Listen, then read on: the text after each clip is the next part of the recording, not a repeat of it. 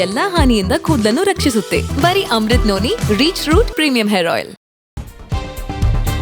ನೋಡಿ, ಎಚ್ ಡಿ ರೇವಣ್ಣ ಅವರಿಗೆ ಇದೀಗ ಮಧ್ಯಂತರ ಜಾಮೀನು ಮಂಜೂರಾಗಿದೆ ಅನ್ನೋದು ಗೊತ್ತಾಗ್ತಾ ಇದೆ. ಹೊಳೆನರಸೀಪುರ ಕೇಸ್ನಲ್ಲಿ ರೇವಣ್ಣಗೆ ಇದೀಗ ಜಾಮೀನು ಸಿಕ್ಕಿದೆ. ಅಷ್ಟೇ ಅಲ್ಲ, ಜೊತೆಗೆ ನಾಳೆ ಮಧ್ಯಾಹ್ನ ಕೂಡ ವಿಚಾರಣೆ ಮುಂದೂಡಿಕೆ ಆಗಿದೆ. ಮಧ್ಯಾಹ್ನಕ್ಕೆ ಹೊಳೆನರಸೀಪುರ ಕೇಸ್ನಲ್ಲಿ ರೇವಣ್ಣ ಅವರಿಗೆ ಇದೀಗ ಮಧ್ಯಂತರ ಜಾಮೀನು ಸಿಕ್ಕಿದೆ. ನಾಳೆ ಮಧ್ಯಾಹ್ನ 3 ಗಂಟೆಗೆ ವಿಚಾರಣೆ ಮುಂದೂಡಿಕೆ ಆಗಿದೆ.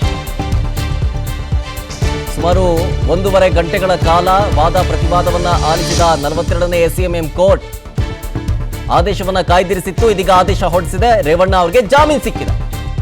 ನಾಳೆ ಮಧ್ಯಾಹ್ನ 3 ಗಂಟೆಯ ನಂತರ ವಿಚಾರಣೆ ಮತ್ತೆ ಮುಂದುವರಿಯುತ್ತೆ ಅಂತ ಕೋರ್ಟ್ ಹೇಳಿದೆ. ಹೀಗಾಗಿ ರಿಲೀಸ್ ಆದ್ರೂ ಈಗಿನ ಮಧ್ಯಂತರ ಜಾಮೀನು ಸಿಕ್ಕಿದೆ, ಆದ್ರೂ ಕೂಡ ಸಂಕಷ್ಟ ತಪ್ಪಿದ್ದಲ್ಲ. ಇನ್ನು ಕೋರ್ಟ್ಗೆ ಅಲೆದಾಡುವಂತಹ ಪರಿಸ್ಥಿತಿ ಆಬ್ವಿಯಸ್ಲಿ ಇದೆ. ಹೀಗಾಗಿ ಸದ್ಯ ಇವತ್ತಿನ ಮಟ್ಟಿಗೆ ಒಂದು ರೀತಿಯಾಗಿ ರಿಲೀಫ್ ಎಚ್ ಡಿ ರೇವಣ್ಣ ಅವರಿಗೆ. ಬರೀ ಕಾಲ ಬೇರೆ ಬಂದಿದ್ರು. 42ನೇ ಎಸಿಎಂಎಂ ನ್ಯಾಯಾಲಯ ಈ ಒಂದು ಆದೇಶವನ್ನ ಸದ್ಯ ಹೊರಡಿಸಿದೆ. ರೇವಣ್ಣ ಅವರಿಗೆ ಮಧ್ಯಂತರ ಜಾಮೀನು ಮಂಜೂರಾಗಿದೆ. ಅಭಿಷೇಕ್ ಜೈಶಂಕರ್ ನಮ್ಮ ಪ್ರತಿನಿಧಿ ಇದ್ರ ಬಗ್ಗೆ ಡೀಟೇಲ್ಸ್ ಕೊಡ್ತಾರೆ. ಅಭಿಷೇಕ್, ಸದ್ಯ ಮಧ್ಯಂತರ ಜಾಮೀನು ಸಿಕ್ಕಿದೆ. ನಾಳೆ 3 ಗಂಟೆಯ ನಂತರ ಯಾವ ರೀತಿ ವಿಚಾರಣೆಯನ್ನ ಎದುರಿಸಬೇಕಾಗುತ್ತೆ ರೇವಣ್ಣ ಅವರು? ಏನು ಈಗ ಬಂಧಿಸದ ರೀತಿಯಲ್ಲಿ ಅಂದ್ರೆ ಬಂಧನ ಮಾಡುವಂತದ್ದು, ನ್ಯಾಯಾಂಗ ಬಂಧನಕ್ಕೆ ಒದಗಿಸಿದ ರೀತಿಯಲ್ಲಿ ಮಧ್ಯಂತರ ಜಾಮೀನು ಈಗ ಮಂಜೂರಾಗಿರುವಂತದ್ದು. ನಾಳೆ ಮತ್ತೆ ಇದು ಹಿಯರಿಂಗ್ ಕೋರ್ಟ್ಗೆ ಬರುತ್ತೆ. ಆ ಸಂದರ್ಭದಲ್ಲಿ ಆಕ್ಷೇಪಣೆಗಳು ಮತ್ತು ವಾದಗಳು ಯಾವ ರೀತಿ ಇರುತ್ತೆ ಅನ್ನೋದ್ರ ಮೇಲೆ ಅವರಿಗೆ ಬೇಲ್ ಸಿಗುತ್ತಾ ಅಥವಾ ಜಾಮೀನು ಸಿಗುತ್ತಾ, ಅಂದ್ರೆ ನ್ಯಾಯಾಂಗ ಬಂಧನ ಆಗುತ್ತಾ ಅಥವಾ ಕಸ್ಟಡಿಗೆ ಹೋಗುತ್ತಾ ಅನ್ನುವಂಥದ್ದು ಮುಂದಿನ ಹಂತದಲ್ಲಿ ಕಾದು ನೋಡ್ಬೇಕಾಗಿದೆ. ಈಗ ಸದ್ಯ ನಾಳೆಯ 3 ಗಂಟೆಯ ಸಂದರ್ಭದಲ್ಲಿ ಮತ್ತೆ ಹಿಯರಿಂಗ್ ನಡೆಯುತ್ತೆ. ಆ ಸಂದರ್ಭದಲ್ಲಿ ಕೂಡ ಇಂದು ಯಾವ ರೀತಿ ವಾದ ಪ್ರತಿವಾದ ನಡೀತೋ ಅದೇ ರೀತಿಯಾಗಿ ವಾದ ಪ್ರತಿವಾದ ನಡೆಯುತ್ತೆ. ಮತ್ತು ಯಾವ ಬೇಸ್ ಮೇಲೆ ಅಂದ್ರೆ ರೇವಣ್ಣ ಪರ ವಕೀಲರು ಯಾವ ಬೇಸ್ ಮೇಲೆ ಒಂದು ನನ್ನ ಜೀವನದಲ್ಲಿ ನಾನು ಮಾತ್ರವಲ್ಲ, ನನ್ನ ಕೂದಲು ಕೂಡ ಆಗಿರ್ಬೇಕು ಸ್ಟ್ರಾಂಗ್ ಅಂಡ್ ಸ್ಟೈಲಿಶ್. ಬರೀ Amrit noni reach root premium hair oil ನೊಂದಿಗೆ. Reach root premium hair oil ಒಂದು ಜಾಮೀನಿಗೆ ಇದ್ ಮಾಡ್ತಾರೋ ಅನ್ನುವಂಥದ್ದು ಕಾದ್ ನೋಡ್ಬೇಕಂದ್ರೆ ಬಂಧಿಸದ ರೀತಿಯಲ್ಲಿ SIT ಅಧಿಕಾರಿಗಳು ಸಹಕಾರ ನೀಡುವಂತಹ ಮುಖಾಂತರ ನಾವು ಅವರಿಗೆ ಇದನ್ನ ಮಾಡ್ತೀವಿ, ಅಂದ್ರೆ ಅವರ ತನಿಖೆಗೆ ಸಹಕಾರವನ್ನು ನೀಡ್ತೀವಿ ಅಂತ ಹೇಳಿ ಅದರ ಬೇಸ್ ಮೇಲೆಯೇ ನೀಡುವಂತಹ ಅಂದ್ರೆ ಮತ್ತೆ ವಾದ ಮಾಡಿ ಜಾಮೀನು ಪಡೆಯುವಂತಹ ಒಂದು ಸಾಧ್ಯತೆಗಳು ಕೂಡ ಇದೆ. ಅಂದ್ರೆ ನಿರೀಕ್ಷಣಾ ಜಾಮೀನು ಪಡೆಯುವಂತಹ ಸಾಧ್ಯತೆಗಳು ಕೂಡ ಇದೆ. ಈಗ ಸದ್ಯ 2 ಕಡೆ ವಾದ ಪ್ರತಿವಾದವನ್ನು ಕೂಡ ನ್ಯಾಯಾಧೀಶರು ಆಲಿಸಿದ್ದಾರೆ. ನಾಳೆ ಇದರ ಬಗ್ಗೆ ಮತ್ತಷ್ಟು ವಿಚಾರಣೆ ನಡೆಸಿ ಯಾರು ಸ್ಟ್ರಾಂಗ್ ಆಗಿ ಇದನ್ನ ಹಿಯರ್ ಮಾಡ್ತಾರೋ ಅದ್ರ ಮೇಲೆ ಮುಂದಿನ ಹಂತದಲ್ಲಿ ನಾಳೆ ಬೇಲ್ ಸಿಗುತ್ತಾ ಇಲ್ವಾ ಅನ್ನುವಂಥದ್ದು ಕಾದ್ ನೋಡ್ಬೇಕಾಗಿದೆ ಸರ್. ಮತ್ತೊಂದು ಕಡೆ ಅಭಿಷೇಕ್, ಈಗ ನಾನ್ ಬೇಲಬಲ್ ಕೇಸ್ ಏನೂ ಅಲ್ಲ, ಹಾಗಾಗಿ ಜಾಮೀನು ಕೊಡಬಹುದು ಅನ್ನೋದು ರೇವಣ್ಣ ಅವರ ಪರ ವಕೀಲರ ವಾದ. ಇದಕ್ಕೆ ಪ್ರತಿವಾದ ಅನ್ನುವಂತೆ SPP ಯಾವ ರೀತಿ ಇತ್ತು ಅಂತ ಹೇಳಿ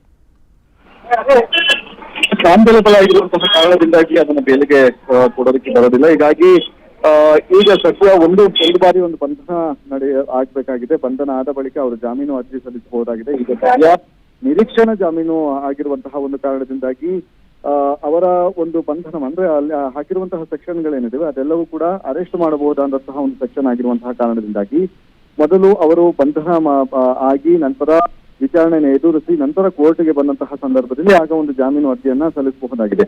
ಈಗ ಸದ್ಯ ಬಂಧನ ಮಾಡದ ರೀತಿಯಲ್ಲಿ ನಿರೀಕ್ಷಣಾ ಜಾಮೀನನ್ನ ಸಲ್ಲಿಕೆ ಮಾಡಿರುವಂತಹ ಕಾರಣದಿಂದಾಗಿ ಸೆಕ್ಷನ್ಗಳಿಗೂ ಮತ್ತು ಈಗ ನೀವು ನಿರೀಕ್ಷಣಾ ಜಾಮೀನನ್ನ ಕೊಟ್ರೆ ಮುಂದಿನ ಹಂತದಲ್ಲಿ ಅಂದ್ರೆ ಎಲ್ಲಾ ಆರೋಪಿಗಳು ಕೂಡ ಇದೇ ರೀತಿಯಾದಂತಹ ಒಂದು ಕೆಲಸವನ್ನ ಮಾಡ್ತಾರೆ. ಹೀಗಾಗಿ ಇದು ನಾನ್ ಬೇಲೆಬಲ್ ಆಗಿದೆ. ನಾನ್ ಬೇಲೆಬಲ್ ಆಗಿರುವಂತಹ ಕಾರಣದಿಂದಾಗಿ ಆರೋಪಿಯನ್ನ ಕಸ್ಟಡಿಗೆ ಕೊಡಿ, ನಮ್ಗೆ ನಂತರ ಎನ್ಕ್ವೈರಿ ಮಾಡಿ ಅವರನ್ನ ಅವರಿಗೆ ಆಮೇಲೆ ಬೇಕಾದ್ರೆ ಅವರು ಜಾಮೀನು ಅರ್ಜಿ ಆದ್ರೂ ಹಾಕೊಳ್ಳಿ ಮತ್ತೆ ಬೇರೆ ಯಾವ್ದಾದ್ರು ಇದನ್ನು ಬೇಯನ್ನ ಕಂಡುಕೊಳ್ಳಿ ಅಂತ ಹೇಳಿ ಅವರೊಂದು ವಾದವನ್ನು ಕೂಡ ಮಾಡ್ತಾರೆ. ಹೀಗಾಗಿ ಸದ್ಯ ಈ ರೀತಿಯಾದಂತಹ ನಾನ್ ಬೇಲೆಬಲ್ ಸೆಕ್ಷನ್ ಆಗಿರುವಂತಹ ಕಾರಣದಿಂದಾಗಿ ಇದನ್ನ ಬೇಲ್ ಕೊಡಬಾರ್ದು, ನಮಗೆ ಕಸ್ಟಡಿಗೆ ಕೊಡಿ, ಒಂದಷ್ಟು ಎನ್ಕ್ವೈರಿಗಳು ಕೂಡ ಇದೆ ಅಂತ ಹೇಳಿ ಅವ್ರು ಕೇಳ್ತಾ ಇದ್ದಾರೆ. ಆದ್ರೆ ಇಲ್ಲಿ ನಾವು ಸಹಕಾರವನ್ನು ನೀಡ್ತೀವಿ ಅಂತ ಹೇಳಿ ಇವರು ರೇವಣ್ಣ ಪರ ವಕೀಲರು ಒಂದು ವಾದವನ್ನು ಕೂಡ ಮಾಡ್ತಾ ಇರುವಂತದ್ದು. ಹೀಗಾಗಿ ಇಲ್ಲಿ ಇಪ್ಪತ್ತಿ ಅಂತ ಹೇಳ್ಬೋದಾಗಿದೆ. ಯಾಕಂದ್ರೆ ಸೆಕ್ಷನ್ಗಳು ಹೇಳುವಂತಹ ಪ್ರಕಾರ ಅವರನ್ನ ಬಂಧನ ಮಾಡಬೇಕು.